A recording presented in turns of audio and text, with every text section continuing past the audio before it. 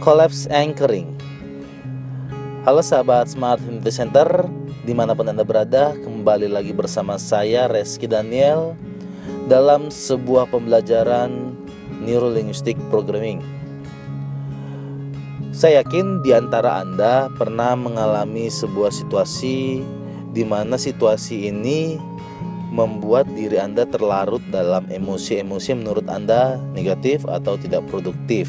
Misalnya kecemasan, rasa takut, tidak percaya diri, minder, atau emosi-emosi negatif lainnya. Kalau kita berbicara dari sudut pandang NLP, ketakutan, kecemasan, dan hal-hal negatif lainnya yang Anda rasakan itu terjadi karena adanya sebuah stimulus. Sebuah stimulus tentu saja itu berasal dari trigger-trigger yang Anda lihat di sekitar Anda, atau yang Anda dengar, atau yang Anda raba atau rasakan. Ketika stimulus ini masuk melalui panca indera Anda, itu akan dikoneksikan, akan diolah kembali berdasarkan program-program yang sudah ada sebelumnya. Jadi gak mungkin yang namanya anak bayi tiba-tiba langsung minder, gak mungkin. Anak bayi harus diprogram dulu, ada proses learningnya. Ketika learningnya sudah ada, maka dia akan mendapatkan program baru. Misalnya ketika seorang anak bayi dia melihat ada orang lain naik tangga, lalu dia ikut naik tangga. Lalu ketika dia naik tangga dan dia jatuh sehingga memunculkan perasaan takut terhadap ketinggian, ini akan menjadi sebuah program baru di dalam dirinya, ya. Jadi ketika di masa depan ada sebuah kejadian stimulus, misalnya di tempat ketinggian, stimulus ini ketika masuk ke dalam panca inderanya akan digabungkan, akan diselaraskan dengan program yang sudah ada. Jika program yang sebelumnya itu mengatakan bahwa Anda pernah jatuh dan Anda harus hati-hati dan Anda harus takut, maka keluarlah output berupa respons kita dalam bentuk behavior, dalam bentuk state yang memunculkan rasa takut. Nah, jadi dalam NLP, proses stimulasi itu dari adanya stimulus menjadi sebuah state, ya. Stimulus tadi ketinggian lalu menghasilkan sebuah state yaitu takut. Ini disebut dengan proses anchoring atau penjangkaran.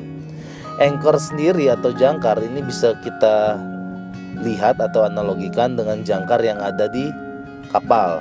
Karena pada awal penciptaannya teknik anchoring ini, saat itu orang kemana-mana berpergian paling ramai itu dengan kapal laut. Jadi analogi kapal ini paling cocok. Jadi dengan adanya anchor atau jangkar, ketika kapal lagi di suatu tempat dan dia melabuhkan jangkarnya, apa yang terjadi? Jangkarnya akan tenang. Jadi ketika dipicu, distimulus dengan suatu benda ditancapkan ke dasar laut, maka kapal akan tenang meskipun ada ombak, ada gelombang yang agak gede. Kapal akan berusaha mempertahankan kondisinya yaitu tenang. Nah, jadi kalau kita berbicara anchoring, berarti ada dua hal yang harus kita pahami, bahwa yang pertama ada stimulus, yang kedua adalah state yang dihasilkan. Nah, berbicara tentang anchoring ini ada yang diciptakan secara unconsciously atau diciptakan secara consciously. Unconsciously maksudnya adalah dia terjadi secara natural begitu saja tanpa kita program secara manual, ya. Tetapi kita bisa menciptakan juga program-program ini karena pada dasarnya state ini tidak harus negatif. Kita juga bisa menstimulasi suatu kejadian dengan menghasilkan sebuah state yang positif. Misalnya ketika Anda melihat foto anak Anda atau foto yang orang yang Anda cintai, itu ada sebuah stimulus. Lalu ketika dia masuk ke dalam diri Anda melalui panca indera Anda dibandingkan dengan program yang sudah ada, di situ Anda mengatakan bahwa ini adalah orang yang Anda sayangi. Ketika melihat hal tersebut, Anda menjadi lebih bersemangat kembali, lebih ceria kembali. Sehingga ketika ini dalam konteks pekerjaan, maka rasa semangat ini akan membantu Anda menjadi lebih baik dalam bekerja, lebih produktif. Nah, itu tadi anchor kita bisa ciptakan secara manual. Lah, cara menciptakannya bagaimana? Teman-teman harus pahami bahwa ada beberapa prosedur yang harus dipahami tentang membuat anchor. Yang pertama adalah kita berbicara tentang simbolnya. Ya, ini kalau kita membuat sebuah anchor secara manual, membuat simbol. Nah, simbol dalam anchor syaratnya harus unik. Pengertian unik adalah anchor yang kita ciptakan dengan simbol ini merupakan simbol yang kemungkinan besar jarang digunakan untuk memicu state yang lain. Misalnya contoh simbol yang tidak unik adalah mengepalkan tangan. Kita ingin semangat lalu kita kepalkan tangan kita. Ini bukan sebuah simbol yang unik. Kenapa? Karena bisa jadi kita punya program di dalam diri kita adalah ketika kita marah dengan orang lain, kita mengepalkan tangan kita. Apa yang terjadi ketika kita menciptakan anchor dengan semangat dengan mengepalkan tangan? Suatu waktu orang tersebut sedang kesel sama orang lain, dia mengepalkan tangannya menunjukkan dia rasanya emosi. Tetapi karena kita sudah install rasa semangat, maka terjadilah rasa benci, rasa kesel, dan tambah semangat yang menggebu-gebu. Nah, jangan kaget, bukannya memberdayakan tetapi membuat dia menghabisi orang lain, memperdayakan orang lain ya. Nah, jadi kita harus pastikan simbol itu unik. Misalnya Anda tekan jari kelingking dan jari manis Anda. Boleh jari Anda menggunakan jari jempol ya. Anda jari jempol tekan jari kelingking atau tekan jari manis Anda. Itu bisa karena unik, artinya jarang Anda gunakan. Oke, itu yang pertama adalah simbol. Lalu yang kedua adalah intensitas emosi. Maksudnya apa? Dalam meng-create sebuah anchor, syarat mutlak adalah Anda harus bisa mencapai emosi itu dalam kondisi yang puncak ya, emosi maksimal, perasaan yang maksimal. Jadi kalau misalnya Anda ingin menciptakan sebuah anchor untuk percaya diri, maka Anda harus bisa menciptakan sebuah sensasi dalam diri Anda, sebuah perasaan dalam diri Anda, di mana perasaan ini membuat Anda menjadi percaya diri banget, dan itu sampai di level maksimal. Kalau ada di skala intensitas emosi dari 0 sampai 10, 10 itu adalah nilai maksimal, nilai puncak yang kemungkinan tidak bisa kita tingkatkan lagi, maka anchor kita bisa ciptakan di level 8 atau 9 ya. Jadi yang pertama tadi adalah simbolnya harus unik. Yang kedua, Anda harus membuat dalam intensitas emosi yang tinggi. Lalu yang ketiga, Anda harus perhatikan soal waktunya. Maksudnya apa? Dalam membuat anchor, kita harus bisa dalam waktu yang cepat, bisa dalam waktu yang lama. Maksudnya apa? Waktu lama dan singkat ini sangat relatif pada dasarnya. Artinya kita tidak bisa mematok dalam 3 menit saya harus mengakses perasaan percaya diri ini dalam waktu yang maksimal. Oh bukan, belum tentu. Karena bisa jadi ada butuh proses. Ada orang-orang tipe-tipe ketika diminta untuk mengakses rasa percaya dirinya, dia butuh proses. Dan ini perlahan-lahan. Mungkin bisa dengan membayangkan suatu pengalaman di masa lalu, di mana pengalaman ini membuat dia percaya diri banget. Itu bisa diakses kembali, sehingga terjadilah amplify, dan ini sangat membutuhkan waktu. Amplify artinya meningkatkan intensitas emosi menuju ke level yang kita inginkan. Kita amplify ke level maksimal, butuh waktu, bisa 1 menit, bisa 2 menit, bisa 3 sampai 5 menit, tergantung dengan bagaimana kemampuan Anda untuk mengamplify rasa percaya diri di dalam diri Anda. Lalu yang terakhir, yang keempat adalah desire state. Dalam membuat anchor, Anda harus tetapkan Anda ingin memiliki state yang diinginkan state apa. Apa itu state? State itu atau state itu adalah kondisi atau kondisi dalam diri kita, dalam pikiran dan perasaan kita. Pada dasarnya state itu terdiri dari 3 variabel. Yang pertama adalah fisiologi atau gerakan tubuh kita, pikiran, dan perasaan. Jadi ada 3 variabel yang membuat diri kita mengalami suatu kondisi yang kita inginkan atau state. Desire state, state yang diinginkan. Misalnya percaya diri, lebih semangat, lebih ceria, lebih tenang, atau lebih damai ya. Jadi ada 4. Yang pertama tadi adalah simbolnya harus unik. Yang kedua, intensitas emosinya dalam kondisi yang puncak. Lalu yang ketiga adalah waktu. Yang keempat adalah desire state. Setelah Anda memahami keempat ini, maka kita bisa memulai prosesnya, ya. Jadi simbolnya sudah Anda tentukan. Desire state-nya sudah. Anda paham bahwa Anda harus mencapai kondisi puncak dan ini butuh waktu. Oke? Kita mulai dari yang pertama. Langkah paling sederhana adalah Anda coba bayangkan atau recall kembali, ya, akses kembali suatu pengalaman di masa lalu Anda, di mana pengalaman ini pernah menghadirkan rasa percaya diri di dalam diri Anda. Mungkin bisa jadi Anda pernah mengalami percaya diri ketika meraih kesuksesan, meraih keberhasilan, meraih prestasi tertentu, atau dipuji oleh orang yang benar-benar memiliki otoritas yang sangat kuat seperti presiden, gubernur, dan sebagainya, atau apapun, ya. Nah, yang kedua, setelah Anda tadi mengakses kembali, yang kedua, Anda membuat yang namanya revivifikasi. Artinya Anda coba menghadirkan kembali seolah-olah Anda mengalami kembali kejadiannya. Jadi kalau yang pertama adalah recall, munculkan kembali pengalamannya. Yang kedua adalah Anda merevivifikasi, merevival, membuat Anda seolah kembali lagi dalam kejadian tersebut, seolah mengulangi lagi kejadian tersebut. Nah, ketika Anda sudah melakukan revivifikasi, Anda harus rasakan segala perasaan-perasaan yang Anda munculkan dalam dirinya. Anda bisa mulai dari lihat gambarannya sangat jelas, warnanya Anda bisa perbesar warnanya, perkecil warnanya, atau Anda bisa buat warnanya jadi lebih terang, gambarnya lebih dekat. Anda bisa buat suara-suaranya semakin jelas, atau Anda merasakan sensasi dalam tubuh Anda, mungkin suhunya saat itu, ya. Mungkin Anda bisa merasakan aroma-aroma yang mungkin ada saat itu, mungkin apapun itu, ya. Anda rasakan kembali menjadi seolah-olah menjadi sangat nyata. Nah, lalu yang ketiga, tadi setelah pertama recall, yang kedua revivifikasi, yang ketiga Anda lakukan amplify.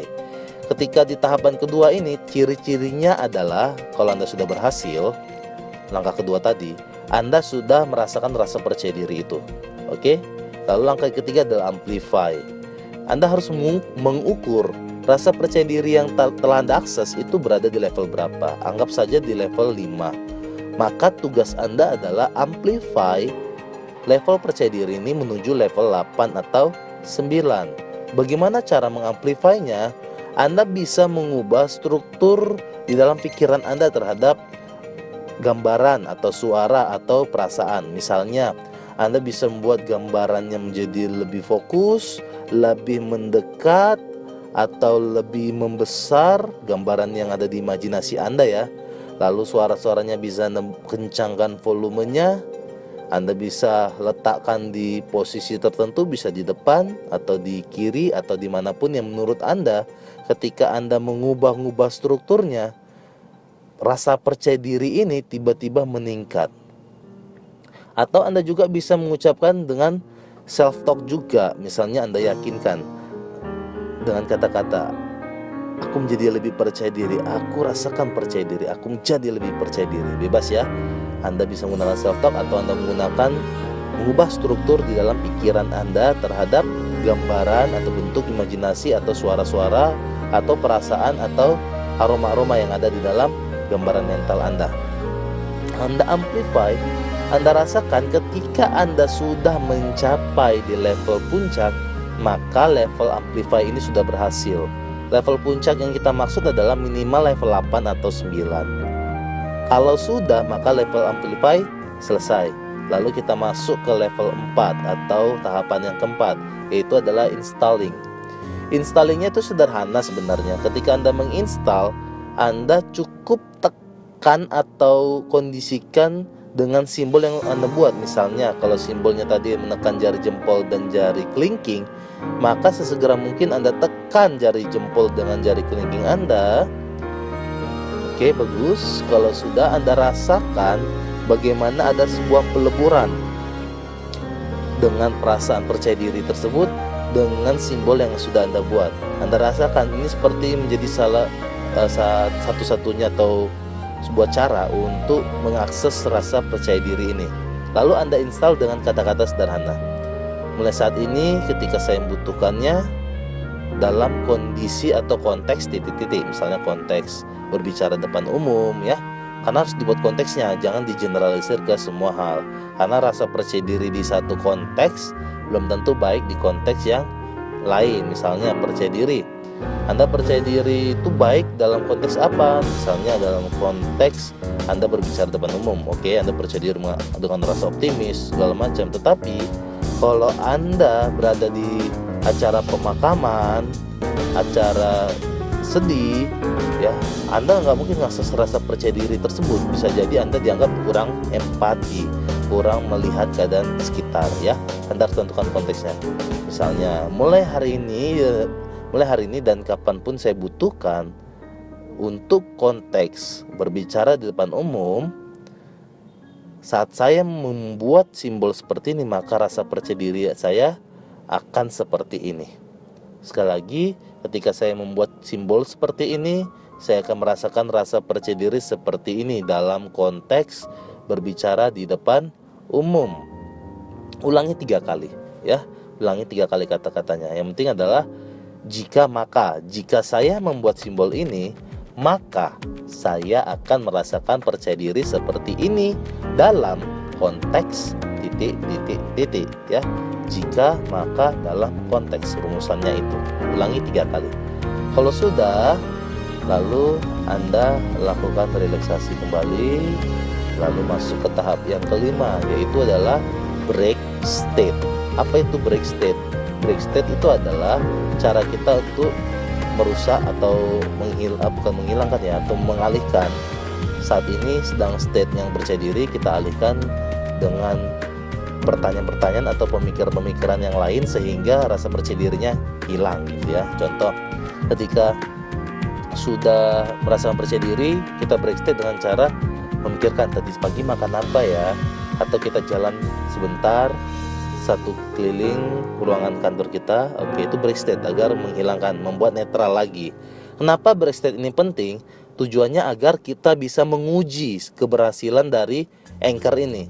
Karena anchor ini harus berhasil ketika seseorang itu dalam titik yang netral ya. Jadi kalau misalnya break state kan berarti kita menetralkan kembali. Kalau iklannya salah satu SPBU, kembali ke titik 0 ya gitu ya. Kalau sudah, lalu kita masuk ke tahap yang terakhir, yaitu kita uji.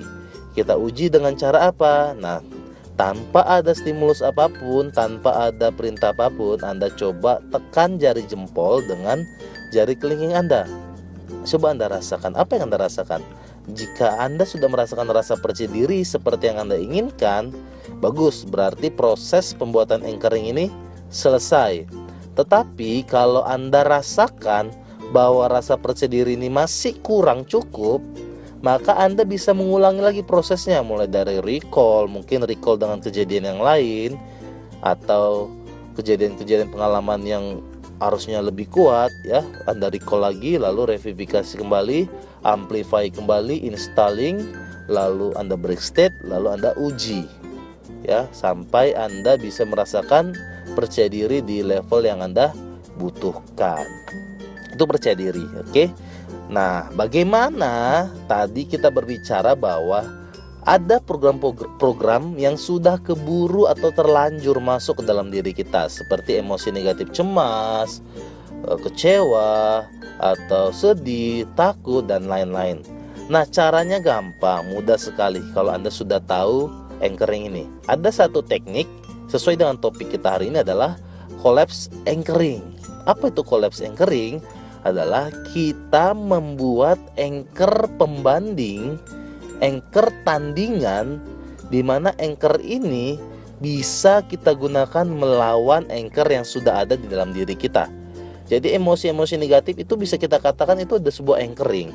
Lalu kita tandingkan dengan membuat sebuah anchor, di mana anchor ini bisa melawan anchor yang sudah ada. Contoh, anggap saja Anda memiliki ketakutan terhadap sesuatu yang gelap atau berada di tempat yang kecil ya, kecil dan gelap.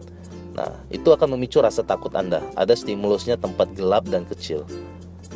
ruangan gelap atau kecil ya. Lalu kemudian Anda harus berpikir, oke, ini rasa takut, kira-kira state apa yang bisa kita gunakan, kita munculkan untuk menandingkan rasa takut ini. Oh iya, benar, state berani. Maka kita buat dulu anchoring beraninya. Anda bisa recall kejadian di masa lalu di mana Anda sangat berani sekali. Anda revivifikasi, hadirkan kembali, Anda amplify sampai level puncak.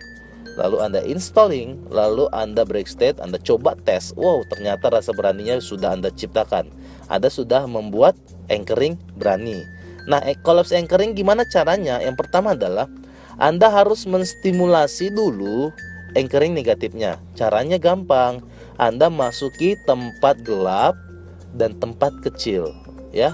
Ketika Anda sudah masuk ke dalam ruangan yang gelap dan kecil tersebut, tentu saja Anda merasakan takut dong. Nah, ketika terasa takut ini sudah Anda akses. Dalam keadaan takut tersebut, Anda aktifkan kembali anchor berani Anda. Kalau anchor berani Anda buat dengan simbol jari manis dan jari jempol. Saat lagi takut, Anda picu anchoring beraninya.